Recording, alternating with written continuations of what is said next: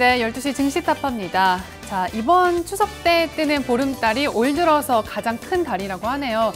지난 3월에 떴던 가장 작은 보름달보다 한 14%나 크게 뜬다고 하는데 추석 당일날보다는 그 다음 날 좀 더 둥그러진다고 합니다. 그러니까 28일이죠. 오전 6시쯤에 나가면 또 달을 보실 수가 있을 것 같아요. 어쩐지 달 구경이라고 하면은 조금은 낯간지럽고 좀 유치한 생각도 들긴 하는데 그래도 모처럼 쌀쌀한 가을바람 맞으면서 좀 더 하늘 높이 좀 멀리 내다보면서 달 구경 해보고 싶은 그런 생각도 좀 듭니다. 더도 말고 덜도 말고 한가위만 같아라 라는 말들 많이 하잖아요. 우리 주식시장도 좀 오늘만 같았으면 좋겠습니다. 자, 잠시 후 종목별 또 포트폴리오에 대한 고민들 하나씩 풀어드릴 테니까요. 잠시 후 바로 출발할게요. 심심타파 잠시 후 시작합니다.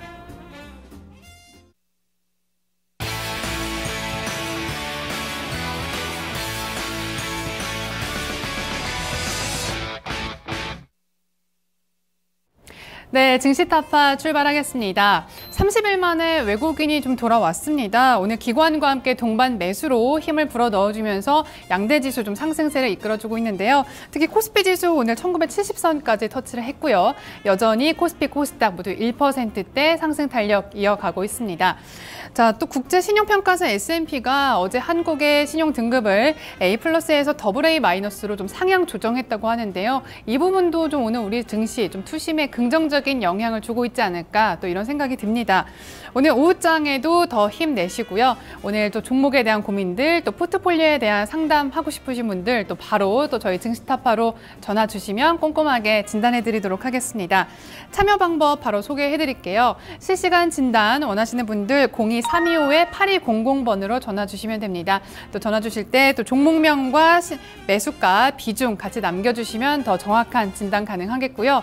이와 함께 또 포트폴리오 상담 받고 싶으신 분들은 02-2188-3388번으로 전화 주세요. 하루에 한 분씩 또 선정해서 포트폴리오에 대해서 정확한 또 진단해드리고 있습니다. 또 유선으로 접속하기 어려우신 분들은 홈페이지 통해서도 접속 가능하신데요. tv.itomato.com 들어오셔서 아자아자 게시판으로 또 문의 남겨주시고요. 끝으로 증권통 애플리케이션 통해서도 실시간 방송 시청 그리고 또 게시판에 댓글 남겨주실 수 있습니다. 자, 오늘 함께 해주실 전문가 분들도 소개해드릴게요. 잠시 후 스튜디오에는 토마토 투자 자문의 문정식 운용역 나오셔서 포트폴리오에 대한 진단 같이 나눠볼 거고요. 또 종목별 진단에 대해서는 전화 연결 갈 텐데요. 토마토 투자클럽의 한교수 전문가 그리고 메리츠종금증권 영업부의 이재우 차장 함께 또 하도록 하겠습니다. 자, 오늘의 토론 주제 공개할 시간입니다. 오늘은 9월 금리 인상 가능성이 시들해졌을까? 이 부분에 대해서 좀 짚어봤는데요. 눈치 보기 장세가 좀 마무리의 단계에 접어들었을까? 이 부분 오늘 토론 주제로 뽑아봤습니다. 아직은 좀 예단하기는 어렵지만 이 9월의 금리 인상 가능성이 좀 12월로 미뤄질 것이다라는 의견들이 좀 왕왕 나오고 있는 상황입니다. 간밤 뉴욕 증시를 상승시킨 요인도 바로 이런 부분이었죠. 금리 인상 가능성에 대한 좀 전망이 좀 낮아지면서 이 부분이 뉴욕 증시를 올렸었는데 특히 주요 통화 대비 달러화도 최근에 이런 금리 인상 가능성에 따라서 좀 강세를 보였습니다. 하지만 이번에 좀 많이 떨어졌었죠. 이런 부분에서도 아무래도 투자자들이 좀 12월까지는 저금리 기조가 이어지지 않을까 이런 부분에 좀 더 베팅을 걸고 있는 것이다라는 해석이 나오고 있습니다. 미국 현지 시간으로 어쨌든 17일 오후 2시에 결과가 발표될 텐데요. 이후에 또 옐런 의장의 또 인터뷰에도 기자회견에도 또 많은 관심이 쏠리고 있습니다. 어쨌든 이 미국 연준이 올해 안에는 또 금리를 인상하겠다라고 미리 밝혔기 때문에 아직은 안심할 수는 없는 상황일 것 같고요. 그래도 오늘 시장 보면 국내 투자자들도 조금은 좀 우려감이 해소된 분위기가 아닐까 싶습니다. 여전히 코스피 지수 1970선에서 순항하고 있는 모습인데요. 오늘 또 여러분 이 부분에 대해서 어떻게 생각하고 계시는지 금리 인상 또 FOMC 회의 결과에 대해서 또 토론 주제에 대해서 많이 댓글 남겨주시면 또 잠시 후에 다시 한번 얘기 나눠보도록 하겠습니다. 자, 이번에는 오늘 첫 번째 종목 진단 또 가보도록 할 텐데요. 현재 어떤 종목 좀 신청을 해주셨을까요? 먼저 3850님께서 한화 종목을 좀 신청을 해주셨네요. 매수가는 48,900원이고요. 비중 20%로 좀 가져가셨습니다. 현재 한화 43,300원 선 지나가고 있고요. 오늘장에서 좀 상승세가 나오고 있는데요. 매수하신 가격보다는 좀 낮아서 또 부담이 되실 것 같습니다. 자, 이 부분 진단 나눠보죠. 자, 토마토 투자클럽의 먼저 한교수 전문가 연결해 볼게요. 전문가님, 이 종목 어떻게 좀 진단해 볼까요? 네, 한교수 전문가님, 첫 번째 진단 종목 한화입니다. 어떻게 전략 세워볼까요? 예, 안녕하십니까. 한교수입니다. 자, 한화 종목 진단하겠습니다. 지금 한화 종목들 전체적으로 이제 한화그룹주들의 주가 흐름 자체가 견고한 흐름이 전개되고 있고요. 이런 가운데 한화의 주가도 최근에 저점 찍고 이제 V자 반등이 나오고 있습니다. 일단은 한화의 종목도 일단 지수와 연동하는 그런 대형주 맥락의 종목이다라고 보시는 게 좋을 것 같고요. 현재는 그 대형주, 거래소 대형주들은 펀더멘탈을 보는 것보다는 지수의 흐름과 연동하는 그런 성격이기 때문에 현재의 주가 반등은 역시 기술적 반등으로 보시는 게 좋을 것으로 보고 있습니다. 일단은 이번 주 금통위의 금리 정책이 어떻게 전개될지는 지켜봐야 되겠습니다만, 일단 글로벌 시장은 금리 동결적으로 일단 분위기가 맞춰지는 그런 형태고요. 또 우리나라에 대한 국가 시정 등급 상향 조정이라는 호재는 분명히 대형주의 반등장을 좀 이끌어내고 있습니다만, 역시 이제 실적에 대한 우려감은 역시 사라진 상태는 아니지 않느냐, 이렇게 판단을 좀 해볼 수가 있을 것 같습니다. 때문에 한화 같은 종목군들의 경우도 현 구간에서 너무 큰 시세를 보는 것보다는 지금 현재의 주가 반등은 단기적인 어떤 기술적 반등 정도로 보시는 게 좋을 것 같습니다. 다만 조정의 폭이 좀 크다라는 부분들과 또 미국의 금리가 예상대로 만약에 동결을 한다라고 한다면 현재 기술적 반등의 폭은 예상외로 좀 커질 수가 있기 때문에 일단 현재 주가는 미미하게 완만하게 반등세가 좀 나타나고 있는 부분이죠. 완만한 반등세가 나타나고 있는 만큼 좀 더 들고 하는 전략 주겠고, 1차적으로는 60일 일평선 정도 45,000원 정도 초반까지는 전 주가 반등은 충분히 가능하다 보고 있습니다. 최대로 46,000~47,000원까지 반등세가 나올 수 있는 가능성이 있기 때문에 너무 긴 관점보다는 그렇게 45,000원에서 46,000~47,000원 정도까지, 그 정도까지 목표치를 잡고 지금은 좀 더 들고 가는 전략 정도로 대응하는 게 좋지 않을까, 이렇게 분석을 드리도록 하겠습니다. 네, 일단 한화홀딩 전략으로 또 제시를 해주셨습니다. 일단 45,000원 선까지 좀 기술적인 반등 기대해보자라는 의견이었고요. 이어서 두 번째 종목 진단 넘어가 보도록 하겠습니다. 다음 종목은 증권통통에서 다파라 모두님께서 신청을 해주셨네요. 종목은 쇼박스고요. 매수가 8,700원에 비중 20%로 갖고 계십니다. 쇼박스 최근에 계속해서 상승세 진행이 되다가 오늘장에 좀 조정 나오는데요. 8,870원 선을 지나가고 있습니다. 최근에 좀 중국 진출 소식에 좀 모멘텀이 됐던 종목인데요. 어떻게 좀 진단 들어볼지 연결해 보도록 할게요. 네, 전문가님, 쇼박스 어떻게 볼까요? 네, 쇼박스 좀 보겠습니다. 지금 현재, 이제 전체적인 종목군들의 그 흐름을 봤을 때, 지금은 이제 대형주 중심의 반등 장세가 비교적 견조하죠. 가운데 이제 중소형주 개별 종목군들은 상대적으로 좀 부진합니다만, 쇼박스 같은 종목군들은 그런 전체적인 시장 분위기와는 다르게 6,500원 선 저점 찍고 최근에 5일 이평선 중심으로 추세적인 상승세가 계속 살아나고 있습니다. 그러니까 다른 일부 코스닥 종목이라든가 중소형주 대비 주가 흐름 자체가 상당히 강한 얘기겠죠. 뭡니까? 지금 여태 나타나고 있는 중국 시장 진출에 대한 기대감, 그리고 이제 최근에 영화 사도에 대한 흥행 기대감, 이런 것들이 지금 반등장을 이끌어내고 있는 것으로 보시면 되겠습니다. 암살과 함께 지금 현재 사도의 어떤 그 출시가 임박이 됐고, 거기다 중국 시장 진출이라는 성장성이라는 모멘텀 자체가 살아있기 때문에 상대적인 어떤 주가의 반등 모멘텀이 좀 커지고 있는 것으로 보시면 될 것 같은데요. 결정적으로 이제 사도가 시장에서 이제 그 영화 시장에서 이제 그 상영이 되면서 그게 이제 흥행이 얼마나 되느냐에 따라서 쇼박스의 주가의 어떤 흐름이 결정이 될 것으로 일단은 판단을 좀 하고 있습니다. 따라서 사도의 흥행 여부는 아직은 지켜봐야 되는 그런 부분이기 때문에 섣불리 판단할 수는 없는 상태이긴 합니다만, 어쨌든 간에 사도가 흥행을 한다고 한다면 추가적인 반등 여력은 있고요. 그렇지 않고 흥행이 좀 부진할 때 주가의 단기적인 고점 가능성은 있기 때문에 기술적인 측면에서 접근하시는 게 가장 바람직할 걸 보고 있습니다. 5일 이평선 중심으로 해서 추세가 살아있는 선에서는 좀 더 들고 가시는 전략이 좋겠고요. 그러나 5일 이평선이 무너지는 흐름이 나올 때는 매도하는 전략이 필요할 거로 보고 있는데, 아마 사도가 개봉하는 시점까지 주가가 한 차례 올라갔다가 거기서부터 단기적인 조정이 나올 수 있는 그런 가능성이 있는 상태입니다. 따라서 5일 이평선 중심의 추세 대응을 통해서 추세가 무너질 때는 매도, 살아있는 선을 들고 가는 전략으로 대응하는 게 가장 맞는 전략이다, 이렇게 말씀드리도록 하겠습니다. 네, 쇼박스 또 영화 사도의 흥행 여부가 또 한 차례 좀 방향을 설정해 줄 것 같습니다. 자, 이어서 다음 종목으로 넘어가 보겠습니다. 4333님께서 신청해 주셨어요. CTC 바이오 신청해 주셨는데요. 이 종목 매수가는 21,000원에 들어가셨고요. 비중 50%로 좀 많이 들고 계십니다. CTC 바이오 오늘장에서 현재 0.78% 상승하고 있고요. 19,350원 선 지나가고 있습니다. 최근에 좀 상승과 조정 좀 왔다 갔다 하면서 좀 방향성을 잡지 못했던 종목인데 좀 어떻게 나눠 전략을 가져가 볼까요? 네, 전문가님 CTC 바이오 진단해 주시죠. 예, 자, 앞서 말씀을 드렸던 쇼박스와 다르게 이제 CTC 바이오는 이제 코스닥 종목을 중심으로 같이 한번 보셔야 될 것 같은데요.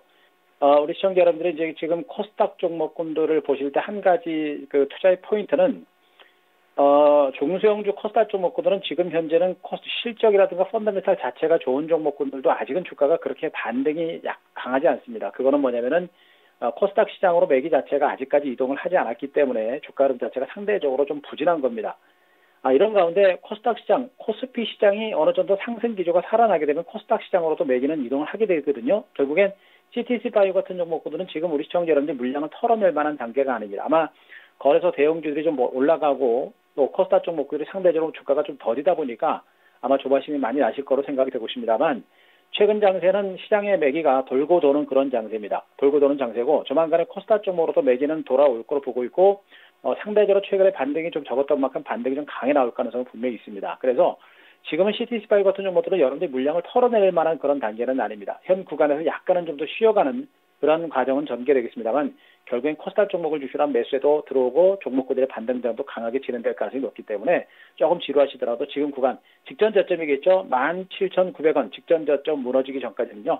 어느 정도 시간을 가지고 들고 가는 전략을 펼치게 되면은 중기 관점에서도 주가 반등 여력은 있고요. 또 단기 관점에서도 단기 급등 가능성은 있으니까 약간의 좀 시간적인 여유를 가지고 보유하시고 들고 가신 전략이 지금 시점에는 필요한 구간이다. 이렇게 정리를 드리도록 하겠습니다.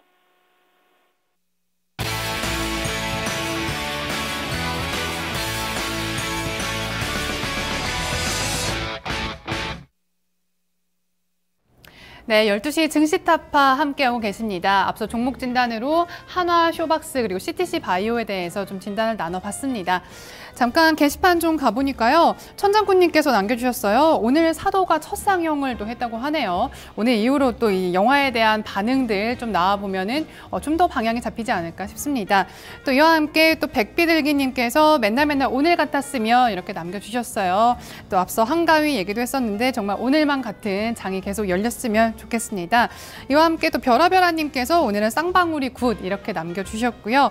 또 이와 함께 은하수님 쌍방울도 좋지만 오늘 광림도 좋습니다. 이렇게 또 남겨주셨네요. 아직은 좀 오늘 토론 주제와 관련해서는 좀 많은 의견은 안 보이고 있는데요. 오늘 토론 주제 바로 금리 인상 가능성 시들해졌을까 이 부분에 대해서입니다. 또 이와 관련해서 또 시청자 여러분들 게시판에 또 많은 의견들 또 기다리고 있겠습니다. 자, 이번에는 오늘의 포트폴리오 또 상담 나눠볼 차례입니다. 먼저 함께해 주실 전문가 소개해 드릴게요. 토마토 투자자문 문정식 운용역 나오셨습니다. 안녕하세요. 네, 안녕하십니까. 네, 운용인님 오늘 좀 시장 흐름이랑 토론 주제 좀 같이 묶어서 질문을 드려야 될 것 같아요. 네. 오늘 시장 상당히 좋은 흐름을 보여주고 있는데 정말 이 FOMC 금리 인상 가능성에 대해서 좀 우려가 해소가 된 건지 좀 금리 인상 시기 좀 언제로 보시는지 또 앞으로 흐름 어떻게 전망하시는지 좀 같이 좀 묶어서 질문 드릴게요. 네, 일단은 오늘 상승은 전 개인적으로 좀 굉장히 좀 당황스러운 네. 네, 상승 같습니다. 네.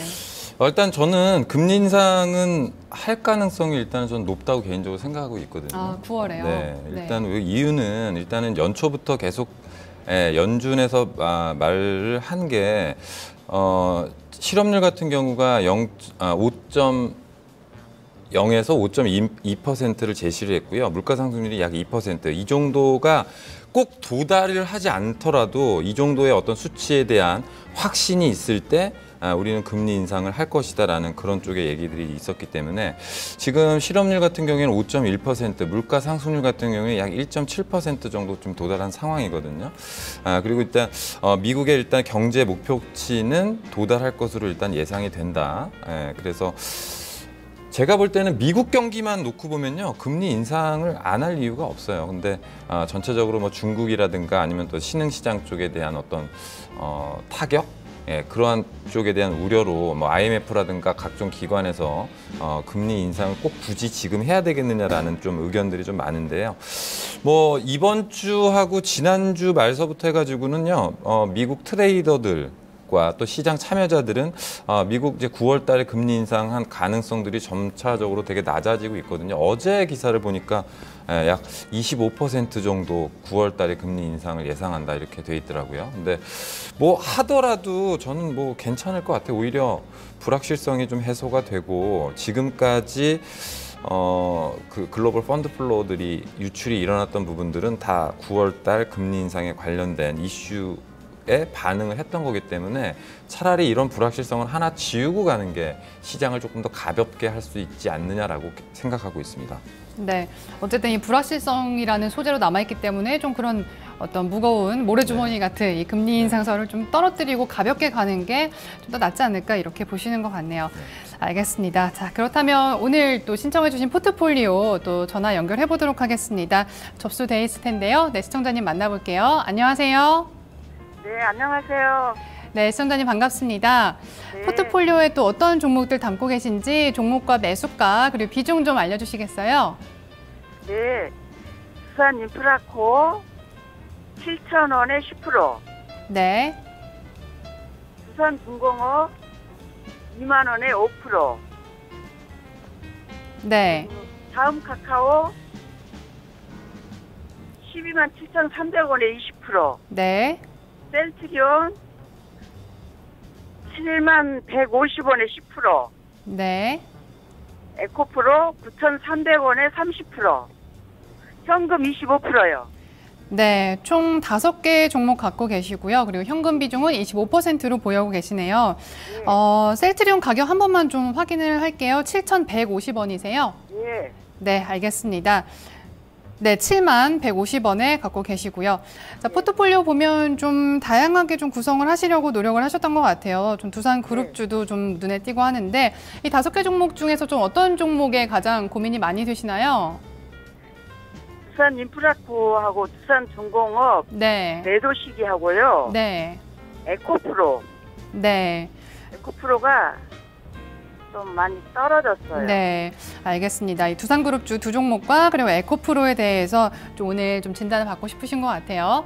알겠습니다. 네, 잠시 후에 바로 또 운용형님과 자세하게 진단 나눠볼 테니까요. 방송 시청해 주시면서 끝까지 좀 확인을 해주세요. 네. 네, 감사합니다.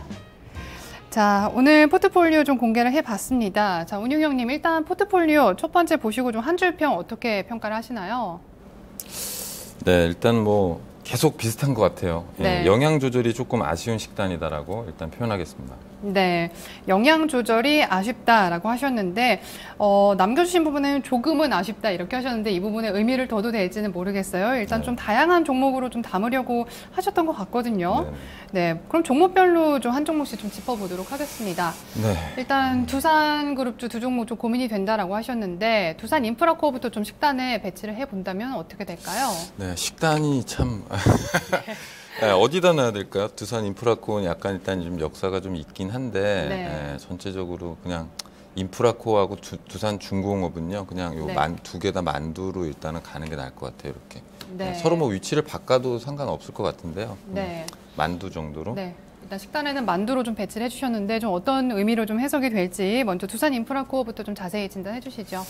네, 일단 뭐 두산 인프라코어는 건설기계, 공작기계 그리고 뭐 엔진 사업들 이러한 사업들을 영위하고 있는 업체고요. 전체적으로 국내에서는 중국에서는 싼이라든가 고마추와 함께 어떤 상위의 시장 점유율을 일단 차지를 하고 있고요.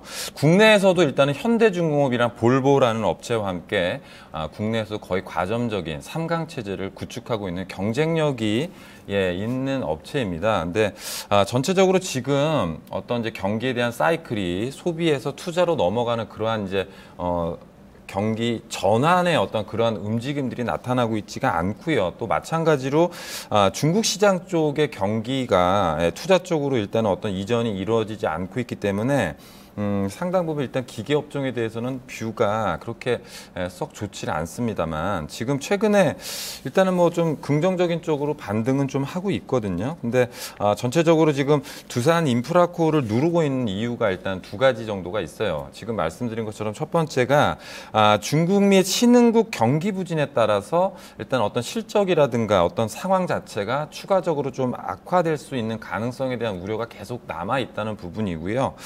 또 한 가지는 2016년하고 2017년도에 두산 인프라코어의 어떤 사채의 만기가 도래하는 시점이거든요. 여기에 따라서 어떤 개인적인 그 현금 흐름에 대한 유동성에 대한 우려감들이 조금 시장에서는 제기가 되고 있는 상황인데요. 일단 그 지난 8월달에 그 밥캣 프리 IPO를 통과를 좀 잘해서 일단은 자금 여력은 조금 어느 정도 유동성 우려는 상당 부분 좀 불식을 시켜놨던데 이 종목을 어떤 전망을 하기 위해서는 산업에 대한 전망이 먼저 우선시 돼야 될 것 같은데요. 아직까지는 일단은 이 어떤 투자 사이클 쪽으로의 이전, 그럼으로 인해서 어떤 이런 기계 업종이 향후에는 실적이 개선된다든가 뭐 이렇게 좀 좋아질 것이다라는 기대감은 사실 없습니다. 네, 그래서 지금은 일단은 지금 하나의 우려감은 없어졌잖아요. 그게 이제 재무적인 리스크인데 그런 부분들이 약간 이제 좀 없어져서 약간의 좀 안도 랠리를 좀 보이고 있는 것 같아요. 근데 워낙에 지금 많이 빠져나서 제가 볼 때는 지금 올해 거의 13,000원부터 6,000원대까지 빠졌거든요. 굉장히 많이 빠졌는데 그래서 일단은 반등 목표치는 저는 중기적인 트렌드의 뭐 이렇게 상단 부분까지 이렇게 전환시켰던 영역까지 본다면요. 목표가는 저는 뭐 좀 후하게 한 9,200원 정도까지는 이 추세대로라면 상승이 가능하지 않을까라고 일단은 좀 전략을 가져왔고요. 손절가는 뭐 6,500원 정도가 깨지게 되면 추세적으로 또 더 저점을 볼 가능성이 있습니다. 왜? 지금 제가 말씀드렸던 어떤 경기에 대한 판단, 비전 이러한 부분들이 지연이 된다고 한다면 다시금 실적에 대한 부분들 그러면 내년도에 도래하는 또 어떤 유동성에 대한 부분이 다시 한번 부각이 될 수 있거든요. 그래서 손절가 6,500원 정도를 좀 이것도 좀 여유롭게 좀 드렸는데요. 그 부분이 좀 깨지면 지금 상승 반등하는 트렌드가 깨지는 시점이니까 그걸 염두에 두시고 좀 하셔야 될 것 같고요. 일단 1차적으로는 8,000원 정도 보이는데 제가 왜 9,200원을 드렸냐면 너무 많이 빠졌어요. 13,000원부터 너무 많이 빠졌기 때문에 대략적으로 이런 식으로 좀 흐름을 타게 올라오게 된다면 또 게다가 많이 빠지면서 기관들의 어떤 대차 매도 물량도 상당히 좀 많았다는 판단이고요. 여기서 이제 조금만 누군가가 좀 올려 붙여준다면 어떤 숏 커버링에 의해서 약간의 오버슈팅의 매수까지도 좀 기대할 수 있는 상황 같다. 그러한 판단입니다.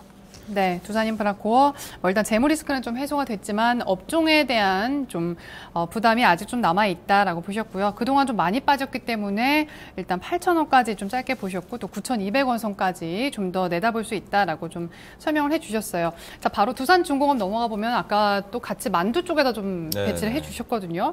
두산중공업 일단 비중은 5% 정도예요. 이 종목 좀 어떻게 볼까요? 네, 근데 뭐 두산중공업이 일단은 지금 뭐 두산이랑 두산인프라코어랑 두산중공업이랑 같이 사셨기 때문에 저는 그냥 두산그룹주 게다가 또 이게 어떤 투자라든가 이러한 부분을 같이 엮여있기 때문에 그냥 두산 쪽에 15%를 가지고 계시다라고 일단은 생각을 해서 이렇게 좀 비슷한 어떤 이제 메뉴 영역에다 좀 놔뒀고요. 두산중공업은 뭐 발전 설비라든가 수처리, 뭐 건설 등 사업을 같이 영위하고 있고요. 두산인프라코어, 두산엔진, 두산건설의 최대 주주로 있습니다. 원자력 및 화력 발전의 설비 판매가 주력 사업이고요. 차세대 때 원전이라든가 담수 수처리 설비 같은 경우가 이 두산중공업에도 신사업 부분이 될 수가 있겠고요. 수처리 부분에서는 뭐 세계 최대 1위 업체라고 일단은 보셔도 될 만큼 기술력이 상당 부분 있는데요. 최근에는 또 주당 배당금이 약 850원 정도 이렇게 제시를 하면서 주주 친화 정책까지 좀 펼치고 있는 업체입니다. 자, 올 한 해 전망치로만 본다면 두산인프라코어보다는 두산중공업이 오히려 조금 더 낮다라고 할 수 있고요. 뭐 그럼에 따라서 주가의 상승폭도 당연히 두산인프라코어보다 두산중공업 쪽이 좀 더 가파르고 빠르게 올라오고 있는 상황입니다. 올해 일단은 연초에 두산중공업에서 제시한 그 수주 금액이요. 약 2.3조 원이거든요. 근데 상반기 신규 수주 금액이 4.5조 원 정도 됩니다. 그러면 거의 상반기에는 목표치를 좀 달성을 했다라는 판단이고요. 하반기에 뭐 일단은 아주 계획되어 있는 대형 수주 계획은 없지만 최근에 뭐 담수 플랜트 같은 경우에 한 5천억 정도 일단 플랜트 수주가 좀 유력하다. 그리고 뭐 베트남 화력발전소 수주도 좀 임박했다. 그리고 마지막으로 PBR 밸류에이션 지표 같은 경우에도 0.5배 수준으로 상당히 좀 싸기 때문에 이 리바운딩은 뭐 두산 인프라코어, 뭐 두산 중공업 그리고 또 두산 마찬가지로 계속해서 반등세는 조금 더 이어지지 않을까 생각이 들고요. 목표가는 일단은 뭐 중장기적인 이평선이 수렴해 있는 약 25,000원 선인데요. 딱 25,000원이 아니라면 한 24,500원, 24,800원 요 정도 선이 될 것 같습니다. 손절가는 지금 단기적으로 좀 가파르게 올라오고 있기 때문에요. 조금 이 추세가 깨지면은 한 2만 원대 영역까지 내려올 수가 있기 때문에 손절가는 좀 짧게 드렸습니다. 21,000원 제시해 드리도록 하겠습니다. 네, 두산 인프라코어와 두산 중공업 봤는데 오늘 두 종목은 다 오늘 장에서는 좀 오름세 보여주고 있습니다. 오늘 또 워낙 또 시장이 좋게 흘러가고 있기 때문에 두산 인프라코어가 2.9%, 3% 가까이 오르고요. 두산 중공업도 1.58%의 상승세네요. 자, 다음 세 번째 종목 셀트리온입니다. 지금 강보합권 정도에서 거래가 되고 있는데 이 종목 10% 비중입니다. 비중 전략 어떻게 가져갈까요? 먼저 식단표에 좀 배치를 해볼까요? 지금 뭐뭐 남았죠? 다음이랑 셀트리온 네. 에코프로 남았네요. 셀트리온은 탕수육에 놓겠습니다. 네, 좀 고민을 하시는 것 같았는데 탕수육에 좀 배치를 해주셨어요. 전략 어떻게 가져갈까요? 일단은 제가 이제 원래 셀트리온이라는 업체를 좀 별로 좋아하지 않았어요, 이전에는. 네. 이유는 일단, 관련된 뭐 항체 치료제, 바이오 시밀로 관련된 사업으로 전 이제 세계적으로 거의 이 생산 캐파 같은 경우가 세계적인 1위입니다. 그리고 전체적으로 이제 화학에 대한 어떤 이제 제너릭이라든가 이런 부분에서 바이오 시밀러라는 부분으로 일단은 좀 세계적으로 또 선점하는 부분이 있기 때문에 굉장히 좋은 업체임은 맞습니다만 한동안은 이제 이쪽에서 셀트리온에서 셀트리온 헬스케어 쪽으로 물량을 이제 넘기고 그러면 헬스케어 쪽에서 이제 전 세계 판매를 담당하게 되는데 이게 계속 셀트리온 헬스케어 쪽으로만 넘어갔던 부분은 있었지 계속 재고를 헬스케어 쪽에서 안고 갔던 부분이 있었는데 분명히 이제 이런 거에 대한 불식 부분은 올해 그런 부분들이 다 좀 풀렸거든요. 뭐 유럽 주요 국가 12개국에 또 출시가 되면서 계속해서 매출분이 좀 증가를 하고 있고 미국이라든가 뭐 다른 쪽에 대한 진출분도 계속 증명이 됐기 때문에 상당 부분 긍정적인 쪽으로 이제 저도 의견을 좀 바꿔서 일단은 읽어내고 있는데요.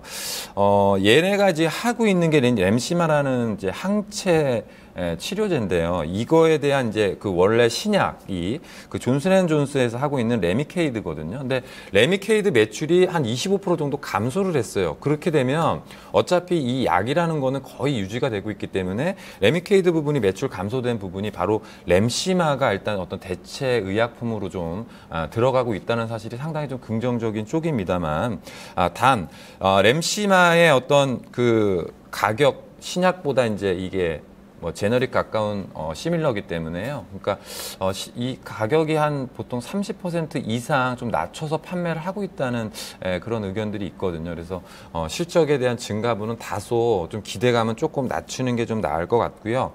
그리고 뭐 최근에는 제약 바이오에 관련된 어떤 할증 요인들이 다 지금 꺼져 있는 상태고 셀트리온도 실질적으로 이렇게 보게 되면요. 딱 8월 19일 날 중기적인 상승 추세가 깨졌어요. 그래서 깨져가지고 이게 반등을 지금 하고 있습니다만 이게 추세가 한번 깨지고 나면 어떤 이 트렌드를 바꿔놓을 만한 어떤 가장 큰 호재 예를 들어서 뭐 중국 시장이라든가 뭐 전 세계 어떤 제약 업체들과의 판매 계약을 맺었다든가 이러한 대규모 어떤 계약권 같은 경우가 나오지 않고 그냥 그 지금 흐름대로만 간다면 반등의 목표치는 원래 제가 볼 때 한 7만 7, 8천 원 정도 되거든요. 근데 이게 딱 맞고 떨어지지가 않기 때문에 얘도 약간 좀 이 정도라면 한 8만 원 정도까지는 올라올 수 있겠다. 제가 이렇게 8만 원을 제시드리면요, 8만 원에 팔란 얘기가 아니라 그 정도까지 올라오면 약간 부담스러운 가격이다. 그런 거기 때문에 한 7만 8천 원, 7만 7천 원 정도 오시면 저는 일단은 좀 비중을 덜어내시건 아니면 뭐 전량 매도라시건 의견은 일단 목표가는 8만 원 정도를 제시를 해드리고요. 손절가는 여기서 일단은 좀 멈추고 반등을 한 흐름을 보이고 있습니다만 6만 5천 원 선이 깨지면 뭔가 악재가 또 제가 지금 우려감을 말씀을 드렸었는데 그러한 부분들이 또 일단 시장에서 또 회자가 될 거기 때문에 손절가는 6만 5천 원을 제시해 드리도록 하겠습니다. 네, 자, 셀트리온 진단 들어봤고요. 바로 좀 다음 카카오로 넘어가 보겠습니다. 다음 카카오 뭐 오늘 한 증권사에서는 연말 수익성 가시화 뭐 이런 평가가 좀 나오기도 했었는데 비중을 20%로 갖고 계세요. 어떤 음식이랑 좀 맞춰볼까요? 뭐 제가 볼 때는 뭐 제일 좋아하고 누구나가 접하기 좀 쉬운 자장면에다가 놓겠습니다. 네. 자, 다음 카카오 가장 좀 메인 음식으로 좀 설정을 해주신 것 같은데 어떻게 전략 세워볼까요? 네, 일단 근데 다음 카카오는요, 제가 이 프로를 진행하면서 한 4번 정도 했던 것 같아요. 다 다음 카카오가 끼어 있으세요. 많은 분들이 좀 인기 있게 보시는 종목이죠. 근데 이제 제가 이제 이러한 이제 모바일이라든가 혹은 이제 이 인터넷 관련주들을 판단할 때 약간 이제 어떤 세계적인 어떤 흐름들과 좀 동조화를 시켜서 가고 있거든요. 근데 미국 시장 같은 경우에도 예를 들어서 뭐 야후라든가 뭐 페이스북이라든가 이런 여러 가지 인터넷 모바일 업체들이 있는데요. 그 해외 업체들의 주가 동향을 보면요, 거의 모바일 관련된 뭐 페이스북이라든가 구글이라든가 이런 업체들 빼고요, 기존의 뭐 야후라든가 이런 애들의 주가는 상당히 좋지 않거든요. 이 얘기는 무슨 얘기냐면 기존의 어떤 그냥 그 PC 관련된 인터넷 플랫폼을 가지고 있는 업체들의 수익성이 일단은 좀 막혀 있다는 겁니다. 그래서 다음 카카오 같은 경우에는 이제 카카오 그룹을 인수를 하면서 카카오 업체를 인수를 하면서 이제 향후에 이제 이 모바일 그 가입자들을 대상으로 해서 향후 이제 O2O 서비스죠. 온라인 고객들을 오프라인 사업하는 부분들과 좀 연계를 시켜서 어떤 수익성을 창출해 내려는 그러한 부분에 대한 비전이 상당 부분 제기가 되고 있고요. 여기에 대한 기대치가 좀 있긴 합니다만 뭐 예를 들어서 뭐 카카오 택시라든가 아니면 우리 뭐 맛집 검색을 한다든가 아니면 쿠폰이라든가 이러한 제도를 이제 여러 가지 단계별로 다음 카카오 쪽에서 좀 추진을 하고 있는데요. 일단은 신규 사업에 대한 비전은 있습니다만 아직까지 이 부분이 실적으로 연계되는 부분은 아직 확인이 안 된 상황이에요. 따라서 이제 주가도 그러한 이유에서 제가 볼 때는 약간 좀 지지부진한 것이 아닐까라고 생각을 하고 있고요. 그래서 저는 이런 주식 같은 경우에는 이 고점 대 고점을 이렇게 연결시켜 보시면 여기서 만약에 주가가 올라갈 경우에 반등 포인트를 어느 정도 찾을 수가 있습니다. 그래서 목표가는 일단은 이것도 마찬가지로 14만 원을 제시해 드립니다만 제 마음속으로는 한 13만 8천 원, 요 정도 가격을 보시면 될 것 같아요. 그래서 중기적인 트렌드상에서 이 전고점 부근까지 올라갈 때도요, 거래량이 실리면서 이게 올라가는지 폭발적으로 확 힘이 실려서 올라가는지 여부를 조금 확인하셔야 될 것 같고요. 만약에 그렇게 오를 때 지금 제가 말씀드린 다음 카카오의 신규 사업 부분이 실적으로 어느 정도 되면서 애널리스트들이 이 어닝 추정치에 대한 부분을 조금 상향을 시키는 흐름이 나오면 조금 높게 보셔도 될 것 같은데요. 그러지 않고 그냥 이런 흐름대로 진행이 된다면 목표가는 13만 7천 원, 8천 원 정도를 제시해 드리도록 하고요. 손절가는 12만 원 정도는 꼭 지켜줘야 되는 선이거든요. 그게 이제 못 지켜주면은 뭐 지금 네이버라든가 NHN 엔터테인먼트 그런 쪽의 주가처럼 이렇게 흘러내릴 개연성도 좀 있다. 그래서 조금 매일매일 체크를 좀 잘 하셔야 될 것 같습니다.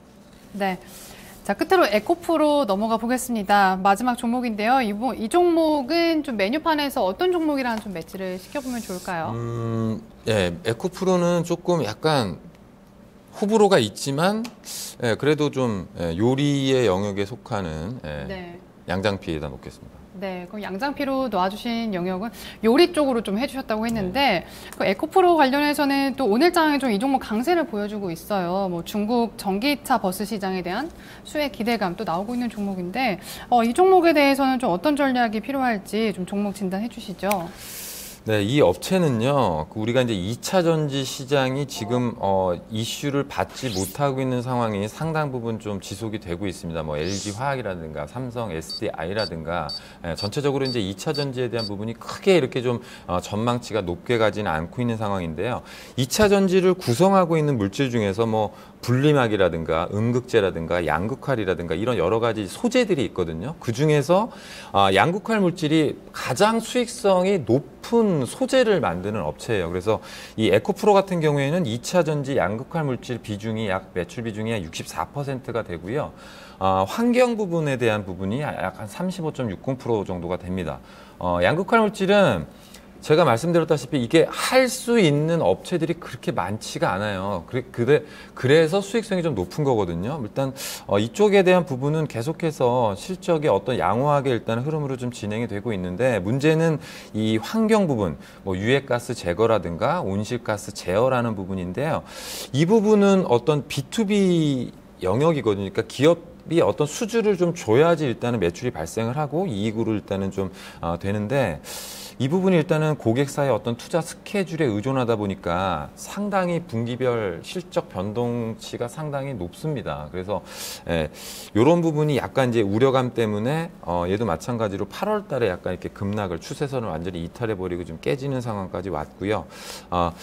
올해 4월, 3월, 4월, 5월, 6월 달에 이 종목이 좀 이렇게 좀 이슈가 됐던 부분이 그 양극활 물질 관련돼서 얘네 캐파가 약 150만 톤 정도를 증설을 해가지고요. 총 캐파가 350만 톤으로 늘어났어요. 그러니까 증설을 했기 때문에 이거에 대한 기대감이 상당히 좀 높았거든요. 근데 분기별 실적 변동성 때문에 일단은 주가가 추세선을 깨고 좀 내려간 것 같은데, 그 부분은 이 2차 전지에 관련된 부분도 약간 있긴 하지만 전체적으로 이 환경 부분에 대한 실적이 조금 부진했기 때문이던데, 환경 부분은 말씀드렸다시피 사양 산업은 아니에요. 계속 수주를 받고 안 받고 하는 것 때문에 변동성만 있을 뿐이지 전체적으로 그렇게 나쁘게 볼 필요는 없을 것 같던데, 추세적으로 봤을 때, 그리고 또 최근에 나온 게요, 중국 전기버스 성장 가능성. 그래서 모 애널리스트가 이제 중국 업체를 탐방을 갔다가 이러한 분위기, 이렇게 되면은 우리나라 이제 뭐 에코프로 업체, 왜냐면은 이 에코프로 업체가 일본 전지 업체와 어떤 대량 공급 계약을 또 체결한 그런 또 그 사항이 있거든요. 그래서 중국 쪽에 어떤 셀을 공급하고 있는 보스턴 파워라는 업체와의 계약을 통해서 이 2차 전지 관련된 부분에 대한 매출이 지속적으로 증가할 것이라는 기대감, 그러한 리포트가 또 오늘인가요? 이렇게 좀 하나 나왔더라고요. 그래서 시장이 오늘 그래서 이슈화 돼가지고 좀 올라가긴 하는데, 추세라는 거는요, 상방으로 있을 때가 계속 확장하면서 벌어지지만 추세가 깨지고 나면 반등 포인트는 이전에 저점 라인을 형성했던 부분까지 반등 포인트를 보시면 될 것 같거든요. 그래서 얘도 목표가는 9,000원 가지고 왔는데요. 제가 실질적으로 만약에 매매를 한다면 한 8,500원 선을 조금 넘는다 그러면 거기서부터는 비중을 좀 줄이셔야 될 것 같고요. 손절가는 좀 여유롭게 됐습니다. 왜냐하면 되게 좋은 업체예요. 저도 되게 굉장히 좋아하는 업체인데, 이 실적 변동성 때문에 이 약간의 좀 변동성이, 주가의 변동성도 상당히 높습니다. 그래서 일단은 중기적인 관점에서 보는 게 낫겠다 해서 손절가는 7,000원을 제시해 드리도록 할 텐데요. 근데 이 종목이 제가 볼 때는 매수가가 너무 높으세요. 그래서 일단 비중은 지금 또 최근에 이렇게 또 가파르게 올랐잖아요. 그래서 한 10% 정도는 좀 덜어 놓으셔서 한 20%만 좀 가져가시고 보시고, 혹시라도 이렇게 또 조정을 받게 되면 밑에서 또 다시 살 기회가 있으니까, 총알이 없으면 또 이 종목 비중을 50%까지 가져가는 것도 또 부담이 되거든요. 그래서 일단은 비중은 한 10% 정도 좀 더 셨으면 좋겠습니다. 네, 에코프로 같은 경우에는 좀 현재 매수가가 좀 높으셨기 때문에 비중을 조금 줄이고 나중에 다시 한번 추가 매수를 고려해보자라는 의견을 주셨습니다. 자, 이렇게 오늘 5개 좀 포트폴리오 종목에 대해서 좀 차례대로 진단을 해주셨어요. 오늘 앞서 한 주평에서는 역량 조절이 조금은 아쉬운 식단이다 이렇게 평가를 해주셨었는데, 수정 전략 다시 한번 좀 끝으로 간단히 정리해보겠습니다. 좀 수정 전략 어떻게 세워볼까요? 네, 근데 뭐 일단 제가 이제 이걸 보다가 뭐 에코프로 비중을 좀 낮춰가지고 뭐 두산 인프라코어나 중공업 쪽 지금 상승을 잘 타고 있는 업체의 좀 비중을 높일까 이런 생각도 있었는데요. 이게 전망치가 자체가 반등은 하고 있지만 반등이거든요. 추세적인 전환에 또 앞으로의 상승 이런 부분이 아니기 때문에 비중을 늘리는 거는 또 적절한 전략이 아닐 것 같고, 또 다행히 또 수익권인데 수익권에서 위에서 또 비중을 늘리다가는 또 이 단가가 더 높아질 수 있기 때문에 그냥 그런 부분을 일단 좀 제외를 시켰고요. 그래서 전략은 그냥 에코프로 비중만 10% 정도 좀 더셔가지고 20% 정도로 맞춰 놓으시고, 나머지 뭐 두산 인프라코어 10%, 두산중공업 5%, 셀트리온 10%, 다음카카오 20%, 그래서 에코프로 20%에다가 현금 비중을 35% 정도로 맞춰가지고 들고 가시는 게 좀 나으실 것 같습니다.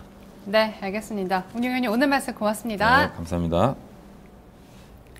네, 오늘 포트폴리오 진단 하나씩 나눠봤습니다. 최종으로 좀 가격 전략 마지막으로 좀 정리를 해보겠습니다. 자, 먼저 두산인프라코어입니다. 목표 주가 9,200원에 손절 라인은 6,500원으로 제시가 됐습니다. 같이 좀 두산그룹주로 해서 설명을 해줬던 부분인데요. 두산중공업의 경우에는 목표가 25,000원, 그리고 손절가는 21,000원으로 제시했습니다. 그리고 셀트리온 목표 주가는 8,000원이었고요. 손절가 65,000원입니다. 자, 다음 카카오 목표가 14만 원에 제시를 했고요. 그리고 손절 라인은 12만 원으로 제시가 됐습니다. 끝으로 에코프로 목표가 9,000원이었죠. 그리고 손절가는 7,000원으로 제시가 됐습니다. 네, 셀트리온 목표가 8만 원으로 제시가 됐었죠. 정정하도록 하겠습니다.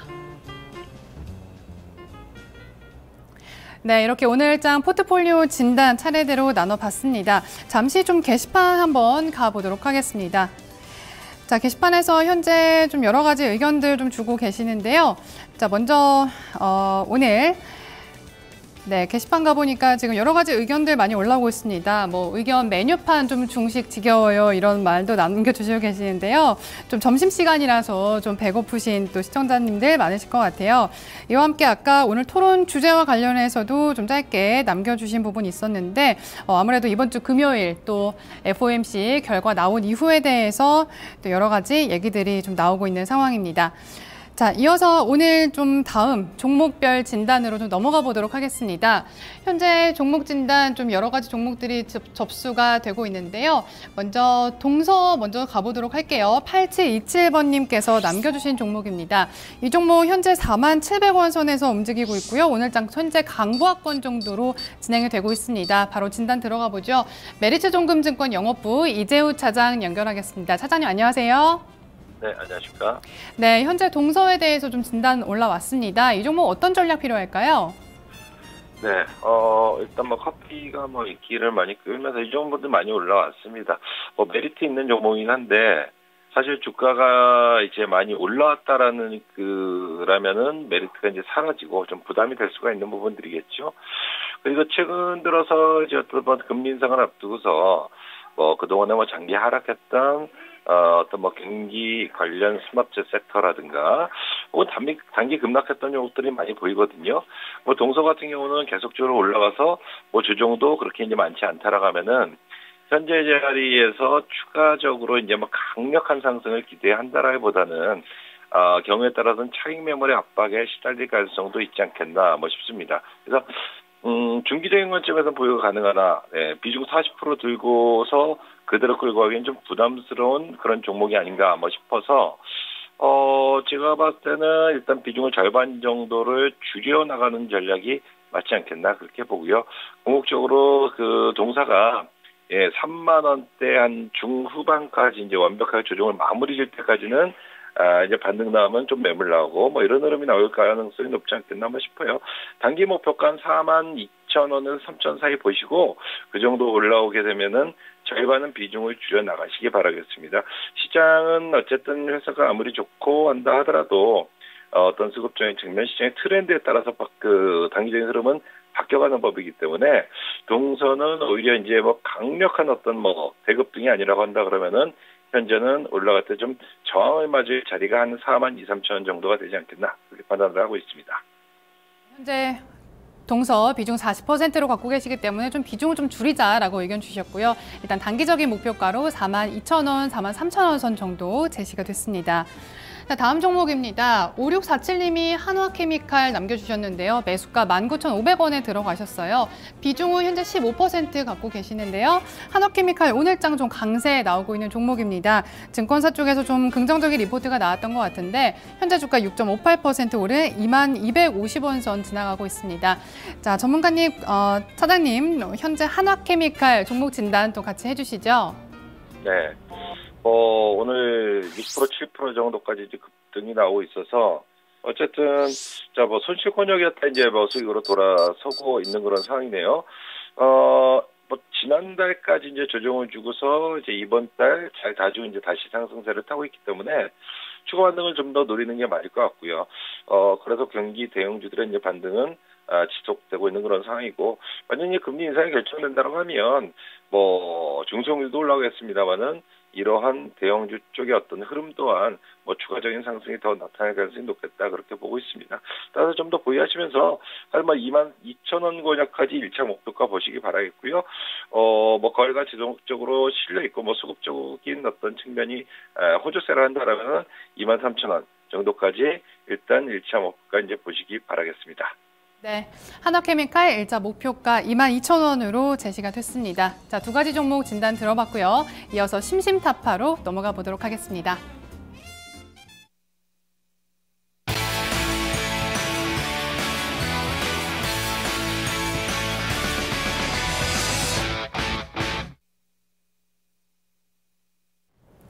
네, 심심타파 함께 하시겠습니다. 자, 오늘 주제 바로 페이스북 관련해서 뽑았는데요. 페이스북에 싫어요 단추가 생길 수도 있다고 합니다. 자, 그동안 좋아요 버튼으로 상징됐던 페이스북에 과연 이 싫어요라는 버튼이 생길 수 있을지 관심이 모아지는데요.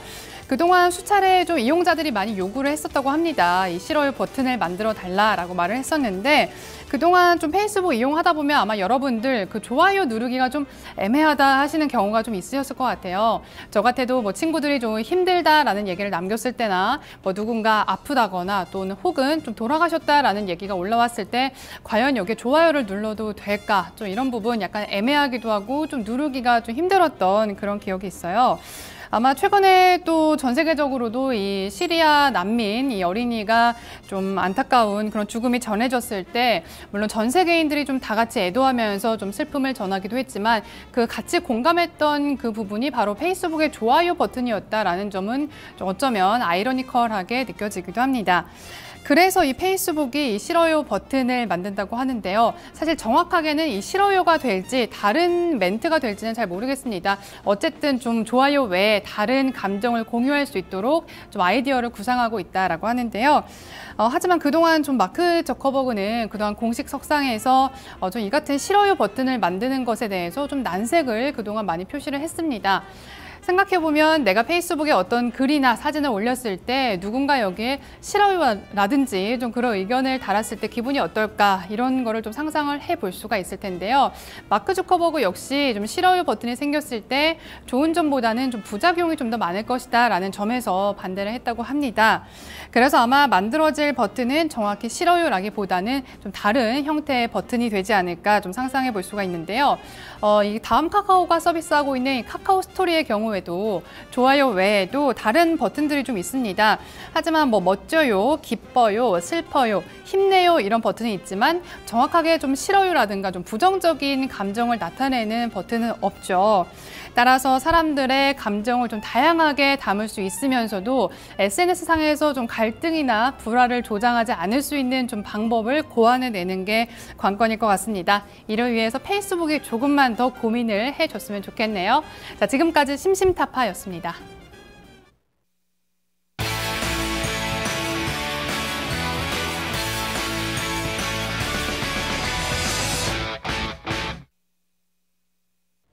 네, 계속해서 종목 진단 이어가겠습니다. 현재 5647님께서 6244번님이시네요.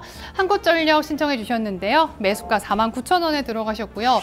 비중은 20%로 갖고 계십니다. 한국전력 오늘장에서는 좀 흐름이 어떻게 진행이 되고 있을까요? 48,950원 선 지나가면서 상승세에 나오고 있습니다. 자, 차장님 한국전력 진단 나눠주시죠. 네, 일단 뭐 조정이 나왔다가 최근에 이제 반등을 다시 만들어가고 있습니다. 뭐 수익권 매도는 뭐 충분히 가능할 것으로 보는데, 뭐 동사 같은 경우는 단기적인 어떤 접근할 종목은 뭐 아니겠죠. 뭐 계속적으로 그 전기요금 인상이라든가 누진제 어떤 이제 뭐 순질 볼 계획도 뭐 있고, 전반적으로 이제 또한 올해 하반기 때 특히나 주가 흐름은 뭐 좀 이제 뭐 고가를 넘어가면서 늘목 뭐 주고 수급도 개선되고 있는 그런 상황이어서 나쁘진 않게 보입니다. 뭐 이번 달 초순까지 기록했던 뭐 조정은 뭐 자연스러운 조정이었다 그렇게 보시면서 추가 보유를 말씀드리고, 일단은 1차적으로 한 5만 원대 중반 정도까지는 목표가 주시면서 그대로 보유가 가능하겠다 그렇게 이제 보고 있고요. 한 5만 원대 중반 정도 오게 된다라면 뭐 절반 정도 이익 챙겨주시고 나머지는 뭐 내년까지 이제 보유하는 쭉 전략도 가능하지 않겠나 뭐 싶습니다.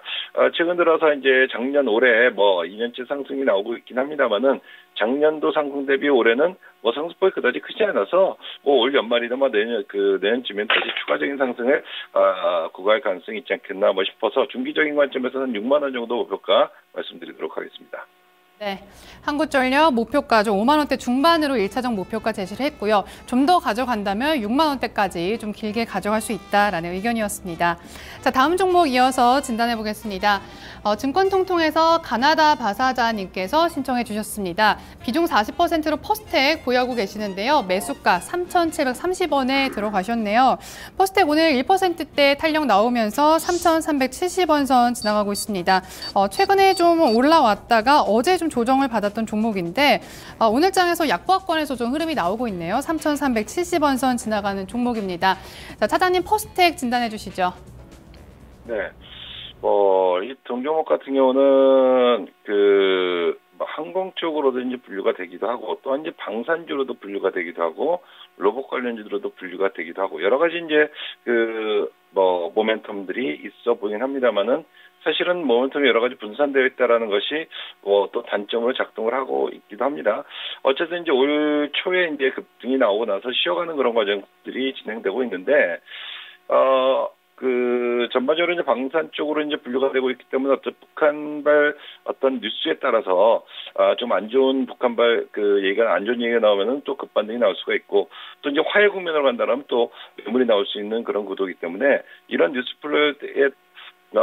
플로우에 따라서 어떤 주가 흐름을 예측하기는 뭐 쉽지는 않을 것 같고, 전반적으로 긴 추세 흐름 본다면 결국 화해 모드로 가지 않겠나라는 측면에서 여기에 따른 어떤 도발이라든가 이런 기대감을 가지는 것보다는 퍼스텍이 이제 차후에 최근에 이제 로봇 산업이라든가 한국 산업의 어떤 기대감들이 시장에서 많이 커지고 있는 그런 상황이기 때문에 단기적인 변동성이 나온다 하더라도 일단 최근에 기록되고 있는 하락 추세대를 벗어나서 상방 안착하는 흐름들을 좀 기다려야 될 것 같아요.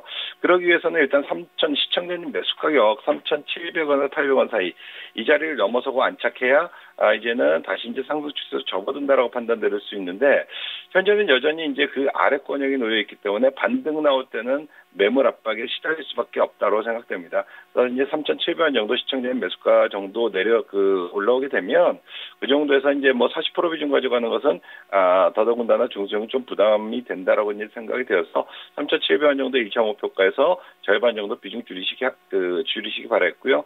물량을 줄인 연후에 이 종목이 3,700~800원을 강하게 돌파한다라면은 그럼 추세 전환이거든요. 추세 전환을 만들었을 때는 4,000원대 중반까지의 목표가 보시면서 접근하시기 바라겠습니다. 네, 역시 1차 목표가 3,700원 정도에서 좀 비중 축소 의견으로 제시가 됐습니다. 자, 다음 종목은 락앤락으로 좀 신청이 들어왔습니다. 백비둘기님께서 남겨주셨는데요. 16,125원에 30% 비중으로 갖고 계세요. 좀 너무 답답하네요. 군뱅이네요. 좀 제발 도와주세요. 이렇게 좀 남겨주셨는데요. 락앤락 오늘 주가는 2%대 상승세 나오고 있습니다. 현재 주가 14,750원 선 지나가고 있는데요. 자, 락앤락 진단 나눠보죠. 자, 차장님, 이 락앤락 종목 전략 어떻게 가져갈 수 있을까요? 네, 최근에 조정을 좀 받아가지고 이제 오늘은 좀 반등이죠. 한 14,000원대 중반에서 이제 왔다 갔다 변동성을 주다가 오늘은 2%대 이제 반등인데, 어쨌든 일단 중국의 시장에 대한 어떤 실망으로 인해서 작년도까지 이제 하락세였고, 최근 들어서는 중국에서 어떤 뭐 구조조정 효과로 인해서 반등을 만들어가고 있습니다. 근데 이 종목 같은 경우는 우리 시장 투매 때도 계속 올라갔던 종목입니다. 뭐 그렇기 때문에 최근에 이제 그 하락이 1차, 2차, 3차까지 진행되는 과정 속에서 역시 이제 추가적으로 더 뻗지는 못하고 조정이 나오고 있는 그런 상황인데 16,000원 매수가로 한다 그러면은 시장 대비 안 빠지고 이제 고가 갱신하는 하려고 하는 시도 그런 측면에서 매수를 했던 것 같아요. 아무리 이제 좋다 하더라도 시장으로는 무시하지는 마시고 시장이 급락이 나오고 있는데 안 빠지고 버틴 종목들은 막판에 매물이 나오는 경우가 많이 있으니까 차후에는 그 정도 참고하시기 바랐고 다만 그러나 이제 전반적으로 이제 또 조정이 나왔어도 14,000원대에서 지지력은 확보했다는 측면에서 이제는 반발을 다시 노려볼 만한 그런 위치에 있지 않겠나 싶습니다. 다음 마디 반등이 나온다라면은 시청자님 매수하신 가격 16,000원이 1차 목표가가 되겠습니다. 거기서 거래가 이제 150만 주, 200만 주 이상 터지지 않는다라면은 16,000원에 한번 끊어주는 게 맞을 것이고요. 거래가 이제 200만 주 이상 터지면서 16,000원 돌파 시도가 나온다라면은 그 다음에는 17,000원대까지 목표가 높여 잡으시기 바라겠습니다.